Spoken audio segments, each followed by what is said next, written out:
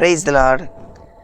யாத்திராகமம் 14வது அதிகாரம் 14வது வசனம். கர்த்தர் உங்களுக்காக யுத்தம் பண்ணுவார், நீங்கள் சும்மா இருப்பீர்கள் என்றான். இந்த வசனம் என்ன சொல்லுது பாருங்க, கர்த்தர் உங்களுக்காக யுத்தம் பண்ணுவார். இந்த வார்த்தை யார் சொல்கிறா? மோசே. அதே ஜனங்கள் அந்த அதிகாரத்தில் சொல்கிறாங்க, பார்வோன் வருகிற போது இஸ்ரவேல் புத்திரர்கள் தங்கள் கண்களை ஏறெடுத்து பார்த்து எகிப்தியர் தங்களுக்கு பின்னே வருகிறதை கண்டு மிகவும் பயந்தார்கள். இவங்க பயப்படுறாங்க, மோசேக்கு பயமே இல்லை. கர்த்தர் நமக்காக என்ன பண்ணுவாராம்? யுத்தம் செய்வாராம். இந்த சம்பவத்துக்கு ஒரு முக்கிய காரணம் என்ன அப்படின்னா, மோசேக்கு தேவன் மேலே அளவில்லாத நம்பிக்கை, பயம் வரல. இன்றைக்கி உங்கள் குடும்பத்தில் எவ்வளோ பிரச்சனையை கண்டு பயப்படுறீங்க. ஐயோ இப்படி நடந்துரும் அப்படி நடந்துரும். சிலருக்கு பிள்ளைகளை கண்டு கூட பயம். எங்கே ஜோம் பண்ண போனாலும் என் பிள்ளைக்காக ஜோம் பண்ணுங்க, என் மகளுக்காக ஜோம் பண்ணுங்க. காரணம் என்ன?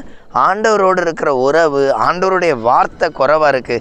எப்போவுமே ஆண்டவர் மேலே பக்தியாகவும் ஆண்டவரை தேடுறதுக்கு ஜோம் பண்ணுறதுக்கு நேரத்தை என்ன பண்ணிடாதீங்க, குறைக்காதீங்க. நிறைய ஜோம் பண்ணுங்க, வசனத்தை தேடி தேடி வாசிங்க. நிச்சயமாக உங்கள் வாழ்க்கை ஒரு பெரிய ஆசீர்வாதத்தை காணும். இந்த வார்த்தையின்படி கர்த்தர் உங்களுக்காக யுத்தம் பண்ணுவார், நீங்கள் சும்மா இருப்பீர்கள். நிச்சயமாகவே உங்கள் ஒவ்வொருடைய தேவைகள் எல்லாவற்றையும் ஆண்டவர் சந்திப்பார். பயப்படாதீங்க, ஆண்டவர் மேலே நம்பிக்கை இருங்க.